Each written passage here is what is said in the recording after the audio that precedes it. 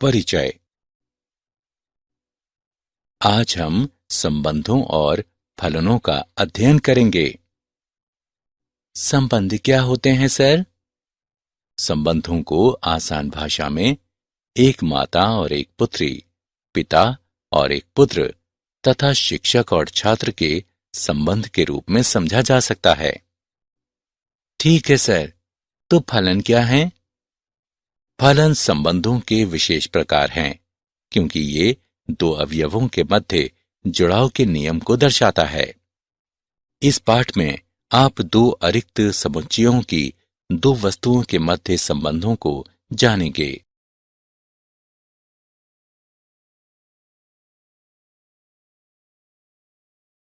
उद्देश्य।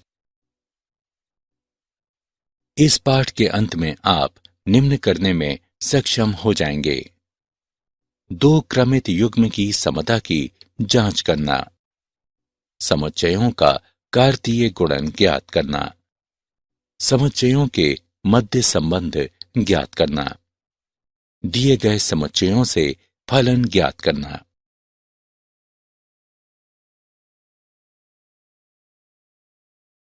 समुच्चयों का कार्तीय गुणन। क्रमित युग्म। मान लें कैपिटल ए और कैपिटल बी दो अरिक्त समुच्चय हैं। यदि ए कैपिटल ए का अवयव हो तो बी कैपिटल बी का अवयव है। तब ए बी का एक अवयव एक क्रमित युग्म कहलाता है, जहां ए को पहला अवयव तथा बी को दूसरा अवयव माना जाता है। नीचे दी गई आकृति में 12-5 क्रमित युग्म हैं। दो क्रमित युग्म की समता। दो क्रमित युग्मों ए, बी और सी डी को बराबर कहा जाता है, यदि और केवल यदि ए बराबर सी और बी बराबर डी क्रमित युग्म 12-5 और 12-5 बराबर हैं, जबकि क्रमित युग्म 12-5 और 5-12 भिन्न हैं।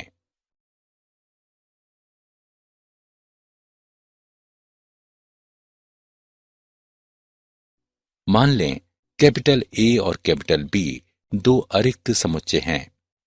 कैपिटल ए और कैपिटल बी के कार्तीय गुणन को सभी क्रमित युग्मों ए बी के समुच्चय के रूप में परिभाषित करते हैं, जहां ए अवयव है कैपिटल ए का तथा बी अवयव है कैपिटल बी का।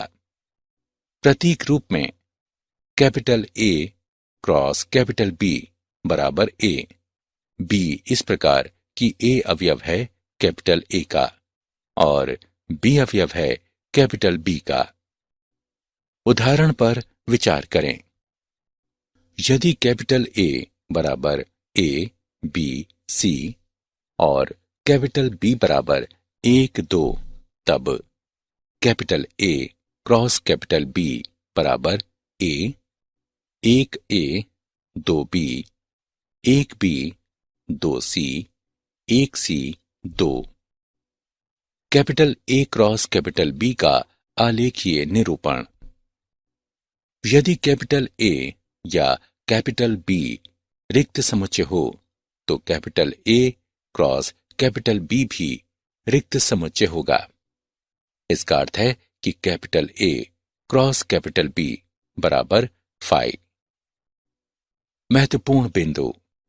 मान लें ए और बी दो अरिक्त समुच्चय हैं। यदि ए में m अवयव हों और बी में n अवयव हों, जिसका अर्थ कि यदि n a बराबर m और n b बराबर n, तो a और b के कार्तीय गुणन में m गुणा n अवयव होंगे, अर्थात n a क्रॉस b बराबर m गुणा n। ये इसे भी इंगित करता है कि n a क्रॉस b बराबर n b क्रॉस a। यदि या तो a या b एक अपरिमित समुच्चय हो तो कार्तीय गुणनफल अर्थात a क्रॉस b भी अपरिमित समुच्चय होता है।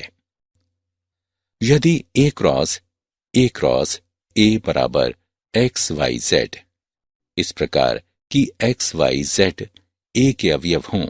यहां ए बी सी एक क्रमित त्रिक है।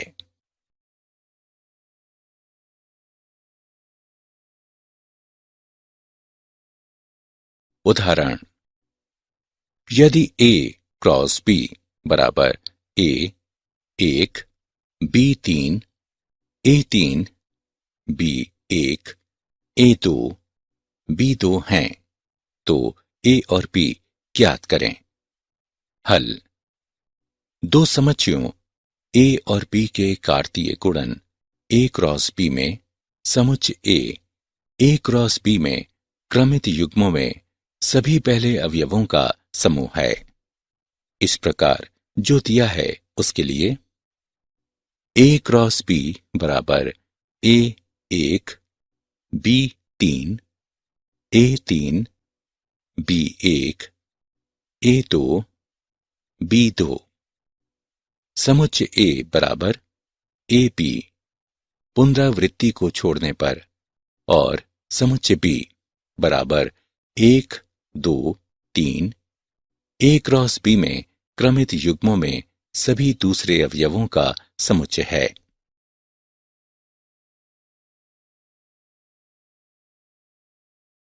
संबंध, माना ए और बी दो अरिक्त समुच्चय हैं। ए और बी के मध्य संबंध आर ए क्रॉस बी का एक उपसमुच्चय है। उपसमुच्चय को ए क्रॉस बी में क्रमित युग्म के पहले अवयव और दूसरे अवयव के मध्य संबंध की व्याख्या करते हुए प्राप्त करते हैं। दूसरा अवयव पहले अवयव का प्रतिबिंब कहलाता है। प्रतीक रूप में ए और बी के मध्य संबंध को हम इस प्रकार लिखते हैं। संबंध समुच्चय ए से समुच्चय बी अस्तित्व में होता है यदि और केवल यदि संबंध आर ए और बी के कार्तीय गुणनफल का एक उपसमुच्चय हो। और अच्छी तरह से समझने के लिए उदाहरण पर विचार करें। यदि ए बराबर 1, 3, 5, बी बराबर 0, 2, 4, 6 और ए से बी में आर से कम संबंध हो तो आर बराबर 1, 2, 1, 4, 1, 6, 3, 4, 3, 6, 5, 6। ए से बी में संबंध आर को तीरों द्वारा निरूपित किया जाता है। एक समुच्चय ए से एक समुच्चय बी में एक संबंध आर में क्रमित युग्मों के सभी पहले अवयवों का समुच्चय संबंध आर का प्रांत कहलाता है। एक समुच्चय ए से एक समुच्चय बी में एक संबंध आर में क्रमित युग्मों के सभी दूसरे अवयवों का समुच्चय संबंध आर का परिसर कहलाता है। पूर्ण समुच्चय बी संबंध आर का सहप्रांत कहलाता है। परिसर सहप्रांत का एक उप समुच्चय होता है। इसका अर्थ है कि परिसर का प्रत्येक अवयव सहप्रांत का भी एक अवयव होता है। महत्वपूर्ण बिंदु, एक संबंध का बीजीय निरूपण या तो रोस्टर विधि या समुच्चय निर्माण विधि द्वारा किया जा सकता है। एक तीर आरेख किसी संबंध का एक दृष्टि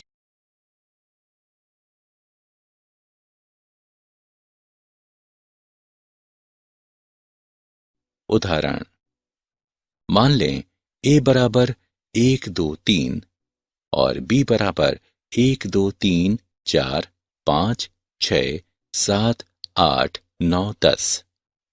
ए से बी में रोस्टर विधि द्वारा एक संबंध आर इसका वर्ग के रूप में हो, स्थापित करें। हल, ए से बी में संबंध आर को इस प्रकार व्यक्त किया जा सकता है। आर बराबर 1, 1, 2, 4, 3, 9। संबंध का दृष्टि चित्रण नीचे प्रदर्शित है।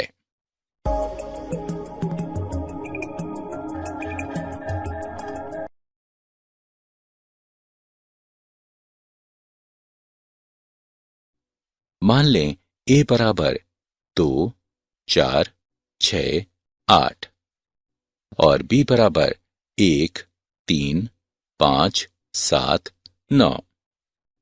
ए से बी में एक संबंध आर से एक अधिक को समुच्चय निर्माण विधि द्वारा परिभाषित करें।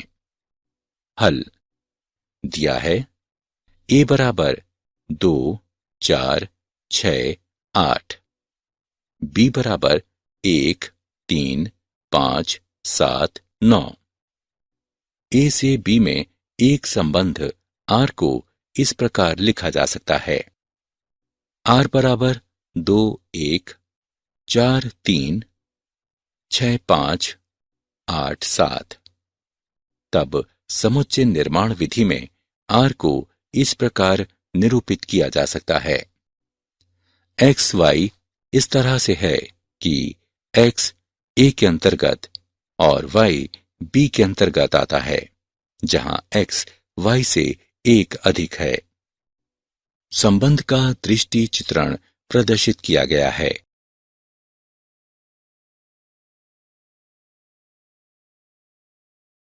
फलन। यदि ए और बी दो अरिक्त समुच्चय हों, तो समुच्चय ए से समुच्चय बी में एक फलन एक ऐसा नियम या विधि या संगतता होती है जो समुच्चय ए के अवयवों को समुच्चय बी के अवयवों से जोड़ती है। इस प्रकार की 1. समुच्चय ए के सभी अवयव समुच्चय बी में अवयवों से जुड़े हुए हों। 2. समुच्चय ए के प्रत्येक अवयव के संगत समुच्चय बी में एक अद्वितीय अवयव होता है। किन्हीं भी दो क्रमित युग्मों का प्रथम अवयव समान नहीं होता है। प्रतीक रूप में इसे इस प्रकार लिखते हैं। एफ ए से बी में एक फलन है।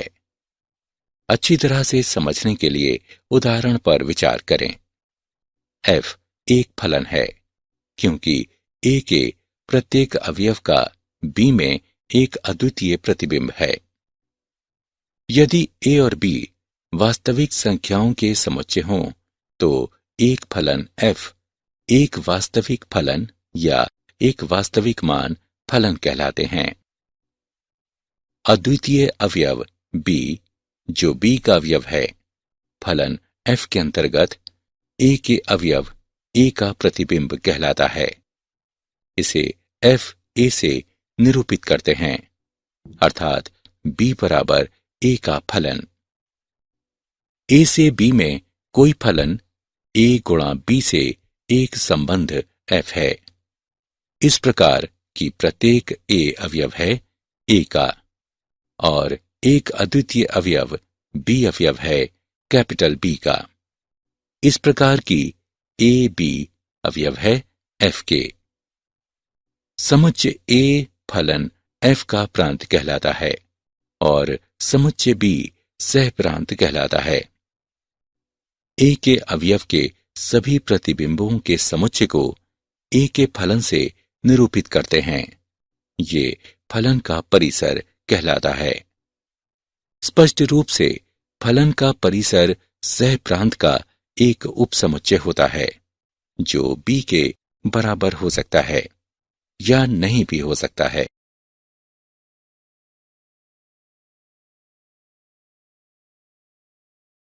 कुछ फलन और उनके आलेख। तत्समक फलन। मान लें आर वास्तविक संख्या का समुच्चय है। एफ आर से आर में एक्स का फलन एफ बराबर एक्स द्वारा परिभाषित एक फलन है, जहां प्रत्येक एक्स अवयव है आर का। तत्समक फलन कहलाता है। इसका प्रांत आर है और परिसर आर है। अचनर फलन। मान लें आर वास्तविक संख्या का समुच्चय है। एफ आर से आर में एक्स का फलन एफ बराबर सी द्वारा परिभाषित एक फलन है, जहां प्रत्येक एक्स अवयव है आर का। जहां सी अचर है, अचर फलन कहलाता है। इसका प्रांत आर है और परिसर एकल समुच्चय सी है। बहुपद फलन। मान लें r वास्तविक संख्या का समुच्चय है। f r से r में x का फलन f बराबर a0 जमा a1 x जमा a2 x की घात 2 जमा a3 x की घात 3 जमा an x की घात n तक द्वारा परिभाषित एक फलन है, जहां प्रत्येक n एक ऋणात्मक पूर्णांक a0, a1, a2, a3, an है, जो अवयव है r का। एक बहुपद फलन कहलाता है। नीचे प्रदर्शित आकृति बहुपद y बराबर x वर्ग के लिए एक आलेख प्रदर्शित करती है। परिमेय फलन। x का फलन f बराबर x का फलन p बटे x का फलन q। रूप का एक फलन जहां x का फलन p और x का फलन q वास्तविक संख्याओं के समुच्चय पर बहुपद हैं और x का फलन q 0 के बराबर नहीं है, एक परिमेय फलन कहलाता है।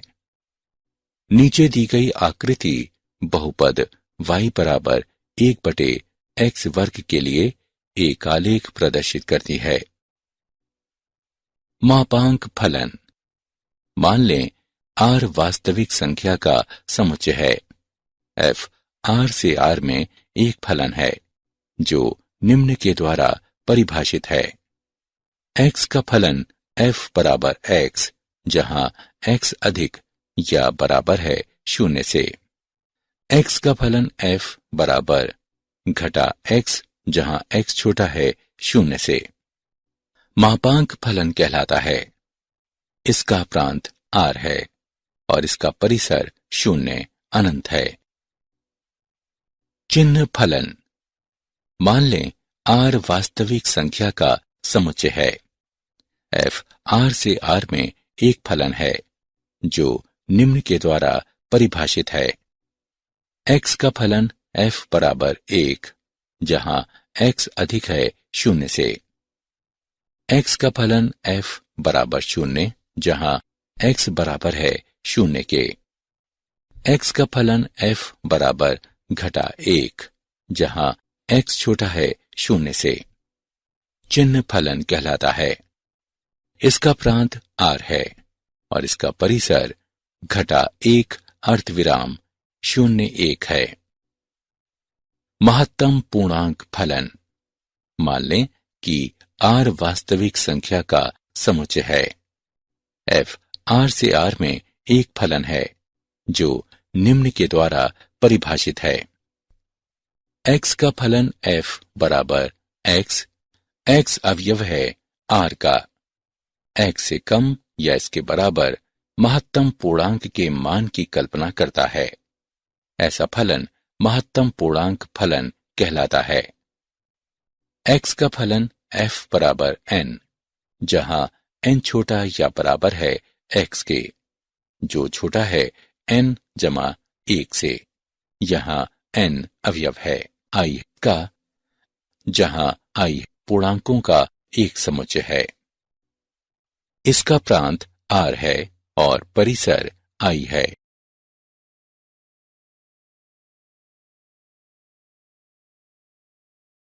फलन।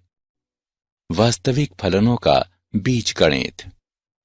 मान लें x से r में एक फलन f और x से r में एक फलन g कोई दो वास्तविक फलन हैं, जहां x r का एक उपसमुच्चय है।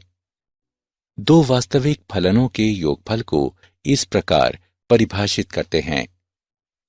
एक वास्तविक फलन से एक दूसरे वास्तविक फलन के घटाने को इस प्रकार परिभाषित करते हैं। एक अदिश द्वारा गुणन को इस प्रकार परिभाषित करते हैं। मान लें अल्फा एक अदिश है, तो गुणन फलन अल्फा गुणा f को इस प्रकार परिभाषित करते हैं। दो वास्तविक फलनों के गुणन को इस प्रकार परिभाषित करते हैं। इसे बिंदुशाह गुणन भी कहते हैं। दो वास्तविक फलनों का भागफल। f/g फलन के भागफल को इस प्रकार परिभाषित करते हैं।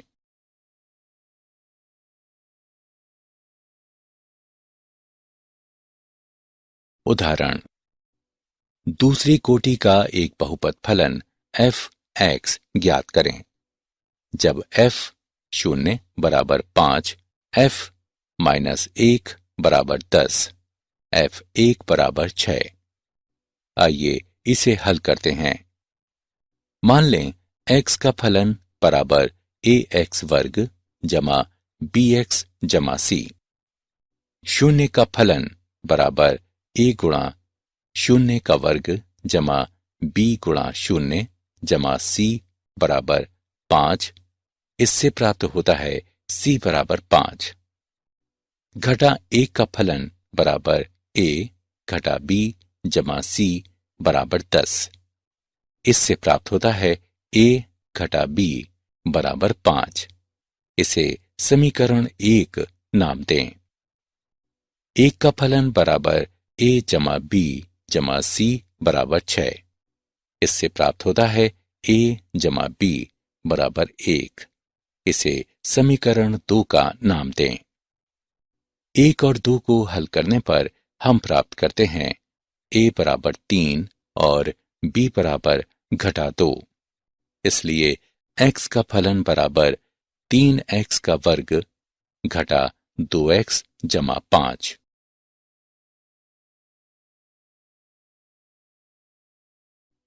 मान लें f g r से r के ऐसे फलन हैं जो क्रमशः x का फलन f बराबर x जमा 1, x का फलन g बराबर 2x घटा 3 द्वारा परिभाषित हैं।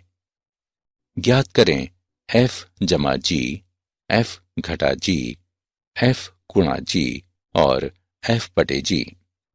हल दिया है x का फलन f बराबर x जमा 1, x का फलन g बराबर 2x घटा 3। f जमा g इस प्रकार ज्ञात किया जा सकता है। x का फलन f जमा g बराबर x का फलन f जमा x का फलन g बराबर x जमा 1 जमा 2x घटा 3 बराबर 3x घटा 2। f घटा g को इस प्रकार ज्ञात किया जा सकता है। x का फलन f घटा g बराबर x का फलन f घटा x का फलन g बराबर x जमा 1 घटा 2x घटा 3 बराबर घटा x जमा 4। fg को इस प्रकार ज्ञात किया जा सकता है। x का फलन fg बराबर x का फलन f गुणा x का फलन g बराबर x जमा 1 गुणा 2x घटा 3 बराबर 2x का वर्ग घटा x घटा 3। f/g को इस प्रकार ज्ञात किया जा सकता है। x का फलन f/g बराबर x का फलन f/x का फलन g बराबर x जमा 1 बटे 2x घटा 3। x अवयव है r का और x 3/2 के बराबर नहीं है।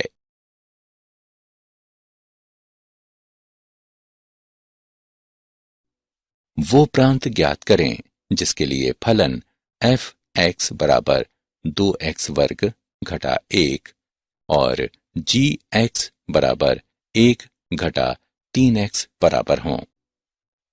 हल यहां f of x बराबर g of x। 2x का वर्ग घटा 1 बराबर 1 घटा 3x। 2x का वर्ग घटा 2 जमा 3x बराबर 0। 2x घटा 1 x जमा 2 बराबर 0। इससे प्राप्त होता है x बराबर 1 बटे 2 x बराबर घटा 2। अभीष्ट प्रांत 1/2 अर्धविराम घटा 2 है।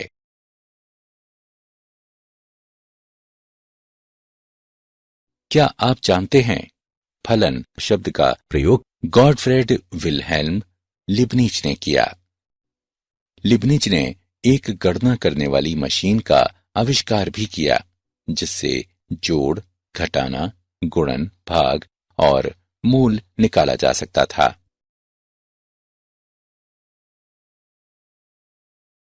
सारांश। आइए हमने जो कुछ सीखा है उसे संक्षेप में दोहराएं। दो क्रमित युग्म की समता। दो क्रमित युग्मों ए, बी और सी डी को बराबर कहा जाता है यदि और केवल यदि ए बराबर सी और बी बराबर डी। दो समुच्चयों का कार्तीय गुणन।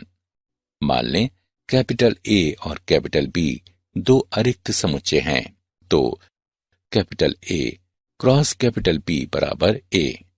बी इस प्रकार की ए अवयव है कैपिटल ए का और बी अवयव है कैपिटल बी का।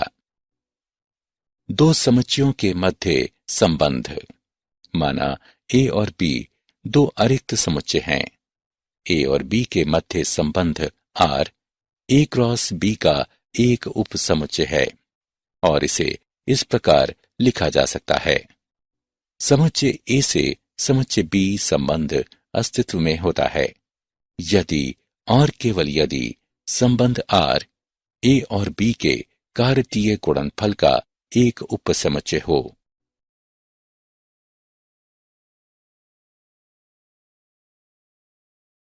समुच्चय ए से समुच्चय बी के संबंध आर में क्रमित युग्मों के सभी पहले अवयवों का समुच्चय संबंध आर का प्रांत कहलाता है।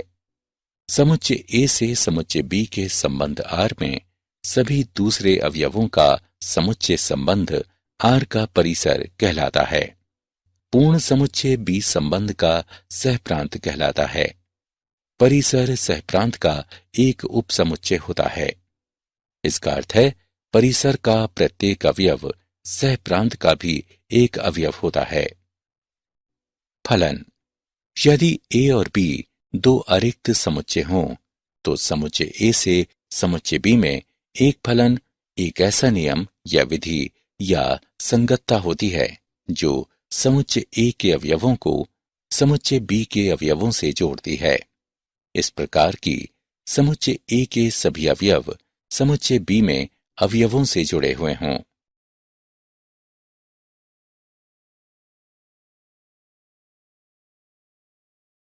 समुच्चय ए के प्रत्येक अवयव के संगत समुच्चय बी में एक अद्वितीय अवयव होता है।